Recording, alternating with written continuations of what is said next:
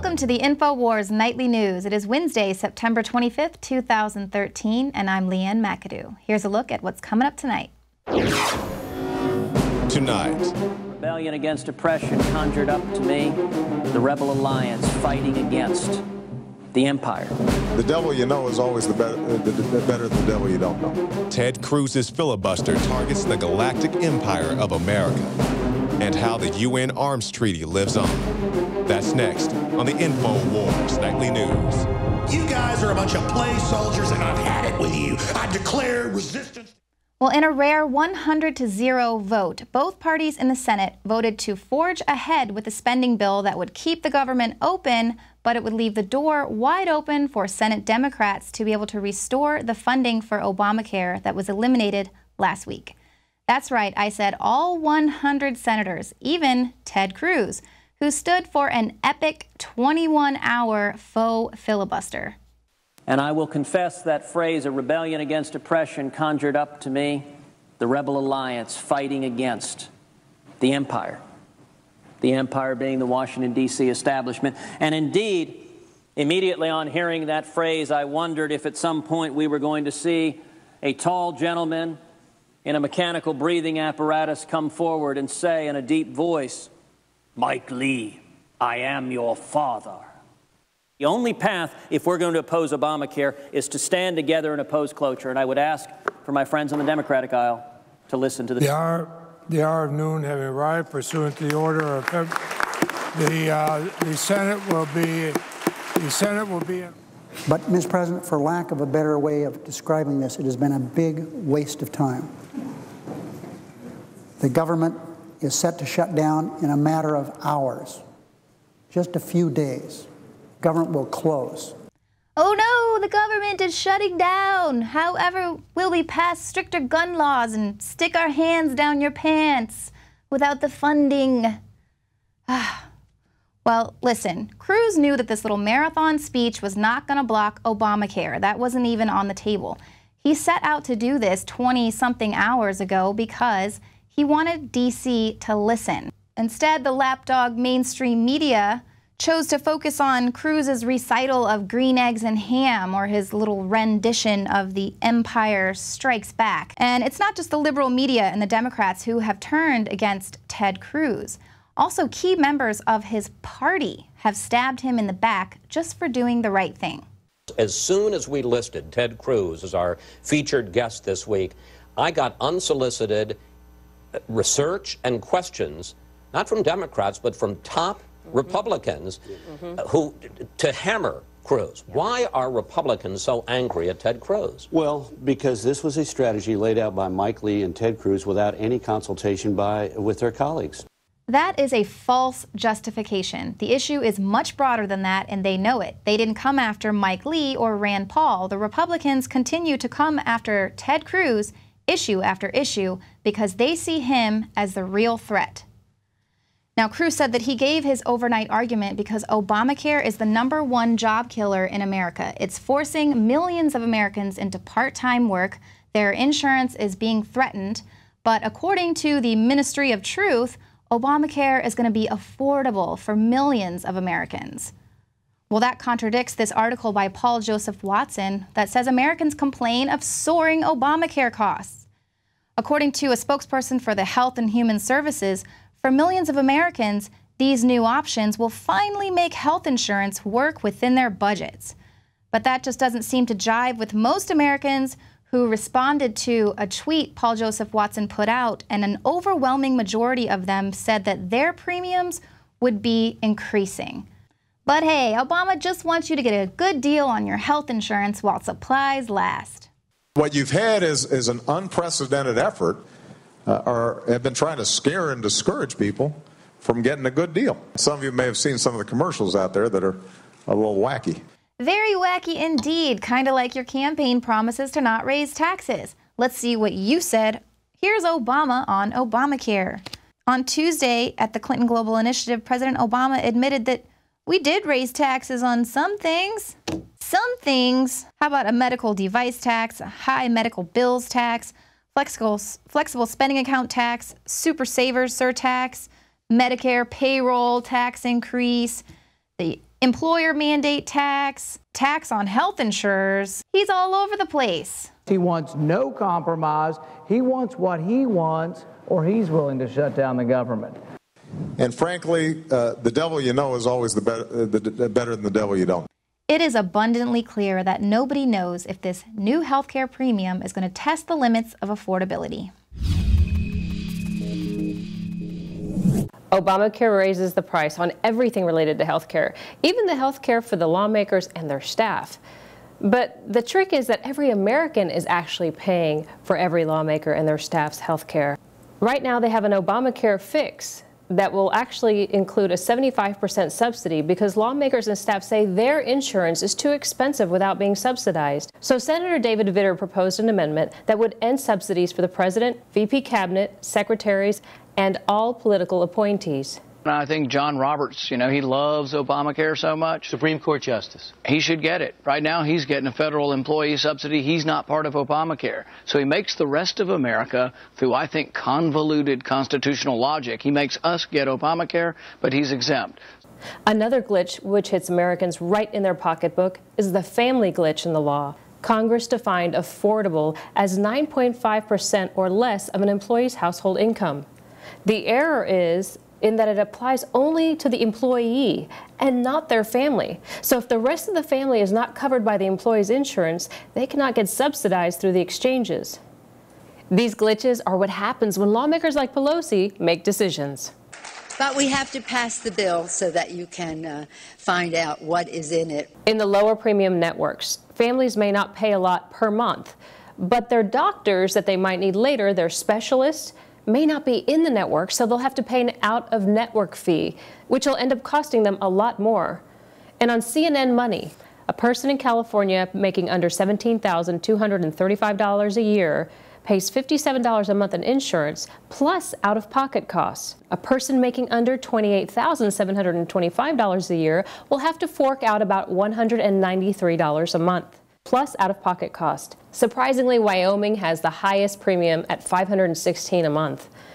And that's just in this category for an individual. So what will people do when they have to make a choice between paying for their health care and paying for their car payment or their mortgage?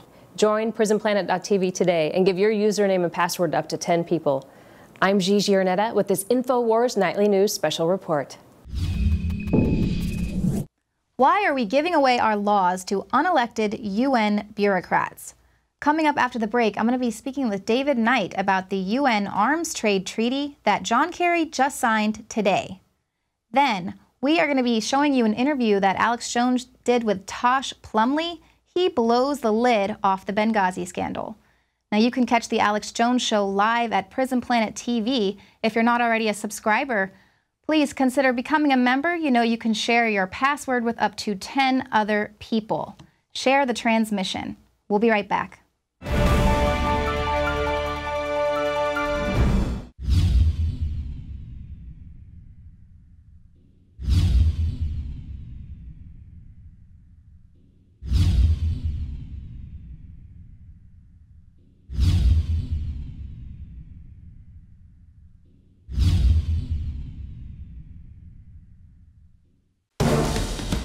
The Alex Jones channel is the official page of the InfoWar.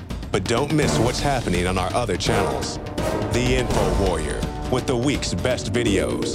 Prison Planet Live, where Paul Joseph Watson gives his expert analysis. And keep up with the rest of the InfoWars crew on our other pages. All of our videos are available to repost for educational purposes. See the sidebar of the Alex Jones channel for the subscription links. And remember, you can always find our videos in the highest quality by becoming a member of PrisonPlanet.tv.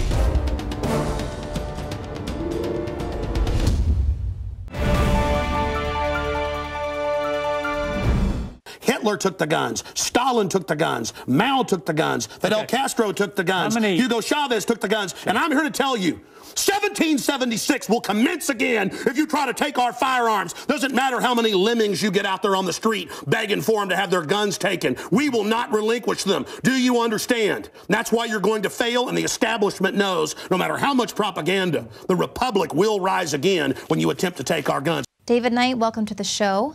So John Kerry just signed the UN Arms Trade Treaty today. So what does that mean for the Second Amendment here in America? Well, it doesn't mean anything just yet. But what they want to do is they want to register and track all guns. That's really about registering, tracking gun owners. It's not about gun control, it's about people control. And they need to understand that. They need to understand that this is really, as it's put out right now, this is a Trojan horse. They had 99% of the countries voted to ratify it at the UN. It's only going to require 75% to change it. And they do have a passing reference to small arms. It is not about just the transfer of major arms between countries.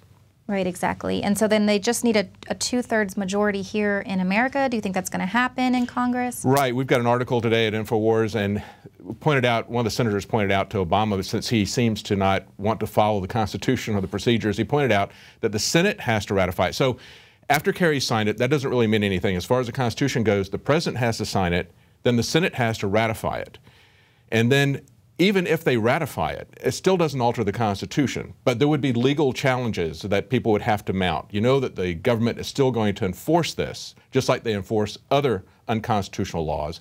Even when the courts find against them, they continue to arrest photographers. They continue to enforce the gun control laws in Washington, D.C., even though the Supreme Court threw it out 5 years ago. But the key thing to remember is that when it goes to this next step at the Senate, it's not just 2/3 of the Senate, it's 2/3 of those who are present.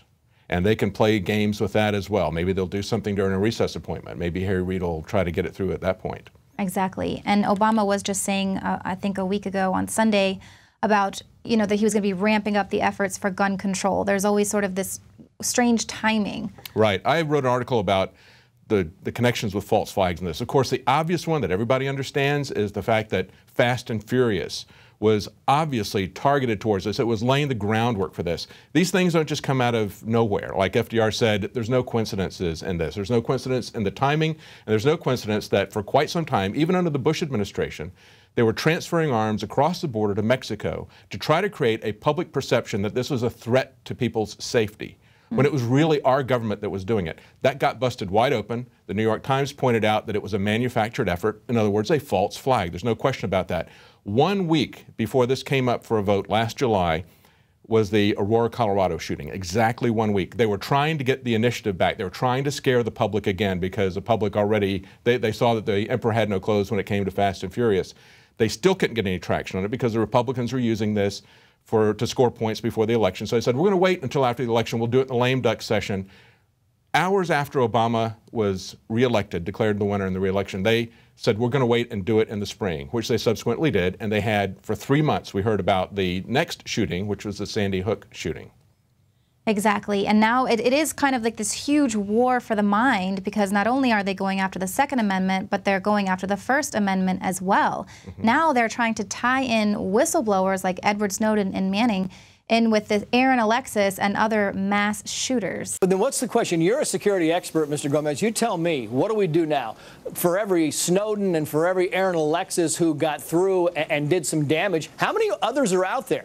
And what's the process now? Do we go back and spend hundreds of millions of dollars more re-vetting all the people who have so far been vetted because we're not sure it was done properly? And we were telling people who buy it, so many people are very passionate and should be about defending the freedom of speech, about stopping government surveillance, and defending whistleblowers like Edward Snowden, but they attack the Second Amendment. The Guardian is a very good example of that. They've been tireless in defense of free speech and Fourth Amendment protections, but they throw the Second Amendment under the bus. And as we pointed out, these are authoritarians. They're coming after all of these. And as Alex started out the sequence, making the comparisons to Hitler and Mao and Stalin, one of the things that they do after they take the guns, they take the journalists. They line them up against the wall because they don't want people talking about what they're doing. So they always take the journalists. So this is about control. This is total control. And this is them coming after the First and the Second Amendment. Thank you so much, David Knight. Well, there is no doubt a war on for our minds. I was actually just watching State of Mind, The Psychology of Control again last night. The movie is so good, and it gets into just how far back this plan for total control goes. You can pick that up at the InfoWarsStore.com. For a limited time, it's on sale, actually. So stick around, because coming up, we've got a Benghazi interview that you are not going to want to miss.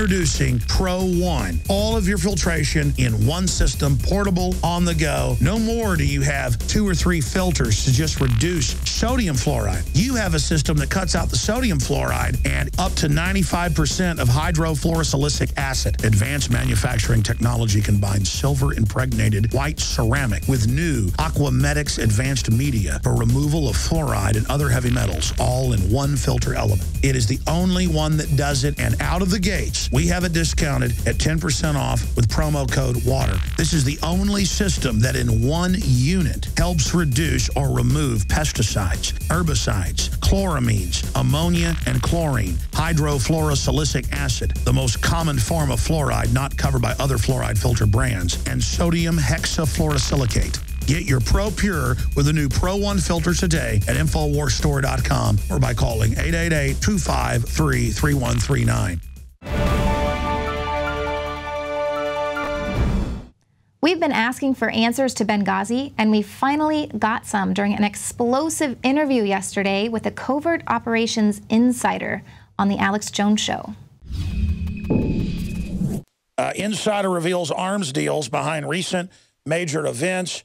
That is the article up on Infowars.com and PrisonPlanet.com. And he said this fella has gotten, older and just doesn't care anymore, I guess, about his safety, basically. And so, and Jim Marrs, of course, best-selling author, taught the first university-level course on the JFK assassination 50 years later. He's probably the leading person, other than maybe Oliver Stone, known for exposing it out there. And, of course, he advised on that film, and his book was turned into a lot of the work on that film. But William Robert Tosh Plumley, goes by Tosh Plumley. I'm going to let, instead of going over his whole background here, and he's set to testify before the Senate Foreign Relations Committee, but he did that. He did testify back in 1990-91, and he's reportedly going to be testifying again. And I just mentioned that Jim Marrs had some big news on Benghazi and stuff Friday, or was it Thursday? And then Fox News hours later was calling him up. So they're definitely listening, too, and wanting to know. And one big thing is once he testifies, they'll gag him, like they did last time on other issues. We're hearing some incredible info. And we told everybody basically this a week after it happened from one Pentagon source that came on the air, Colonel Schaefer, who's run black ops all over the world. And then he got in a lot of trouble and said, well, I didn't mean exactly what I said, so he had to retract some things just so he didn't get in too much trouble. But he said what he said, and he knows he said it on air. And then we had, he said all hell broke loose. And then we were the first to report this, by the way. I'm not bragging. No brag, just fact. It's actually, I wish other people were the first to break this, because we've had Saudi Arabian intelligence, that's clearly who it is, messing with my reporters, saying nice family, videotaping them in the street. We've been getting a lot of death threats of the serious type. They are hopping mad right now, folks, that we exposed the rebels. We're given chemical weapons by Saudi Arabian intelligence. We're on the cutting edge of this, so I'm glad other people like Tosh Plumley is going public. But I want Tosh to be able to finish up points and recap what he said. It's historic information here from multiple sources, including a NATO high-level military officer. And I want Jim Marrs to have some final comments here in a moment. But Tosh, from what I've been told, this has finally woken up the entire military. That's why the Joint Chiefs went to Obama and said, you're not going to attack Syria. We're not backing al-Qaeda. This is over. The military is on the edge of mutiny. The vast majority of military and polls are against it. All the military I talked to knows that they were watching live feeds or talked to friends that saw live feeds from the predators of the 6.5-hour gun battle as they were ordered to stand down. NATO all saw it. Everybody knows it was a hit. So here's my question. Did they pull off security and just let them kill them? Or did they order the Benghazi security, the al-Qaeda forces, to go kill them to get rid of the witnesses? Did they let them die for a cover-up, or were they involved in it? Or did your NATO source say anything? And is my information correct that this has the New World Order in deep trouble because so much of the military now understands how expendable they are? Well, in my opinion, they came out here and they tried to turn that into political.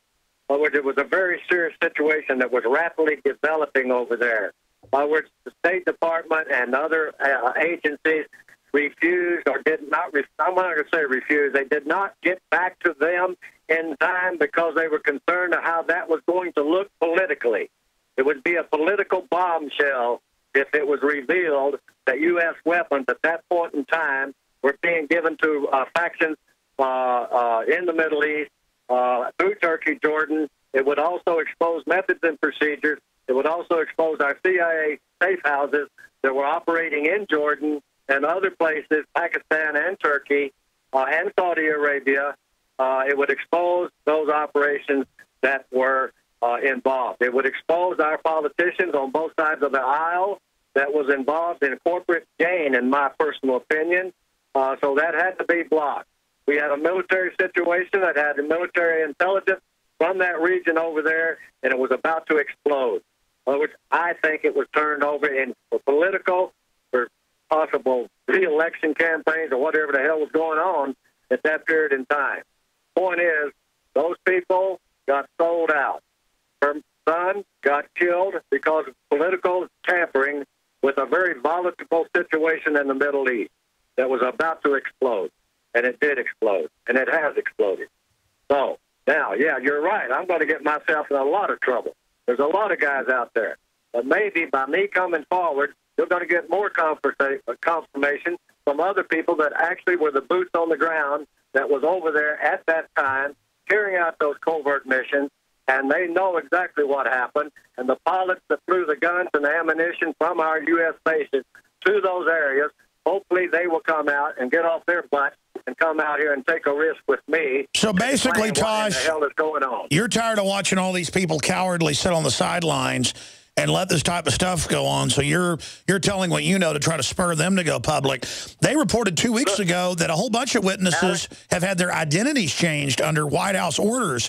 Those people, I guarantee, are just waiting to be killed. From what I've learned and what Jim Garrison, who I know you know, said, the way to stay alive is to go public. What would you say to witnesses of Benghazi who are out there? I would tell them, go public or you're dead.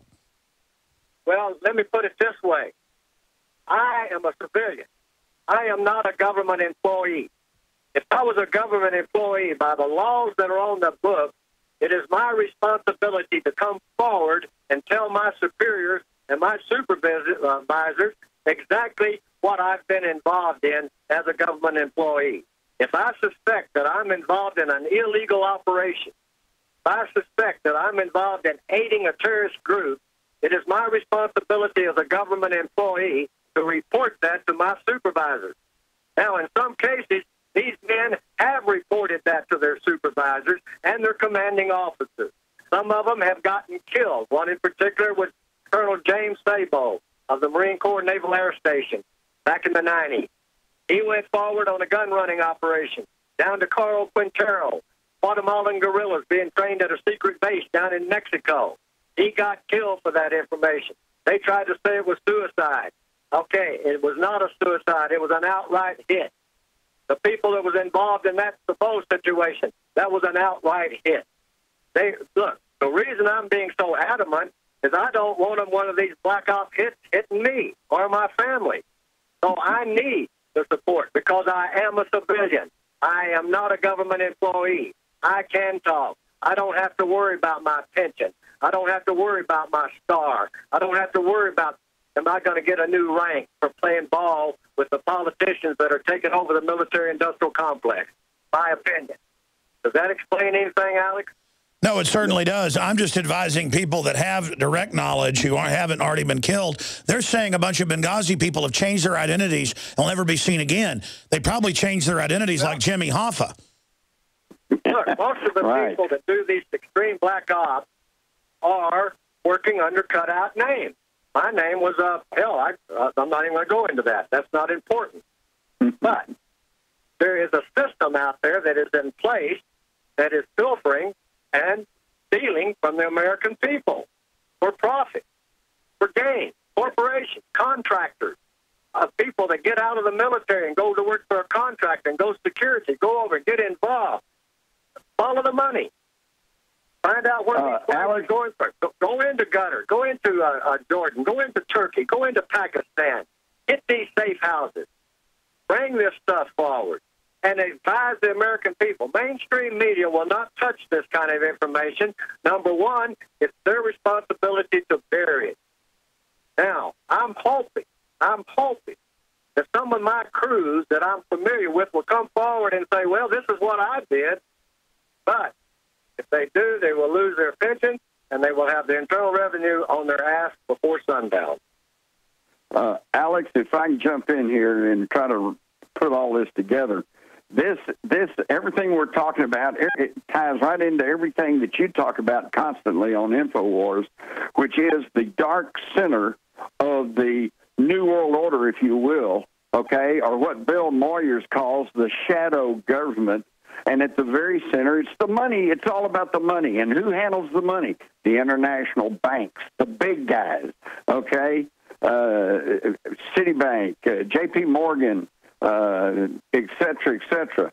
All right, and then so this is the money that is greasing the shadow government, which is actually running the United States, not our elected officials, not the Constitution. And this is why it's so important for this information to get out to everyone so they can start dealing from a position of reality instead of operating with rose-colored glasses in la-la land. And Jim, it's getting more reckless, and they're using the al-Qaeda threat to take our liberties.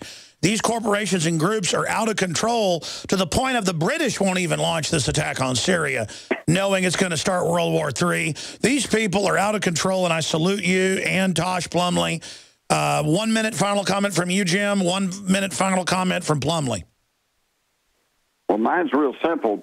People have got to wake up, start listening to alternative media, educating themselves so we can turn this country around and go back to the principles of freedom and liberty that it was founded upon. JimMars.com is the website. Okay, Tosh, final comments. My final comment is the reason I'm doing this is I want my country back. I'm a patriot. I'm an American citizen, and I have fought hard over my life. I'm 76 years old, and it's time to put this shit to bed. Amen, brother. Yes, it is time to put this globalist garbage to bed. It is time to turn things around. Things are getting so crazy, and the criminals are so out of control. We're actually the criminals' best friend because they're going to end up destroying themselves and everybody with them if they don't stop. These people don't know when to quit.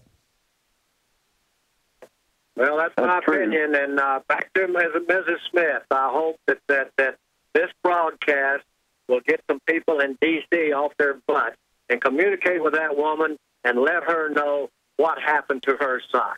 I think every mother needs to know when their son is lost in battle for the sake of this country and the patriotism of this country, they need to know what happened. I agree with you, Tosh. God bless you. We'll talk to you again soon and hopefully get you back up in the next week or so. You too, Jim. Thank you, gentlemen. That was just 12 minutes of that explosive interview with Tosh Plumlee. You can find the full-length interview at PrisonPlanet.tv. You can stay up to date with all the breaking news at The Alex Jones Show, as well as the Infowars Nightly News. We'll be back here again tomorrow at 7 p.m. Central. Thank you so much for joining us tonight. For the Infowars Nightly News, I'm Leanne McAdoo.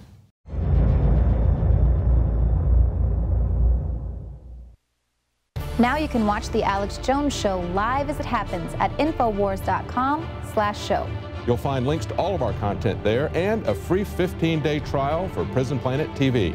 More than 60 movies and documentaries all in one place at Infowars.com/show.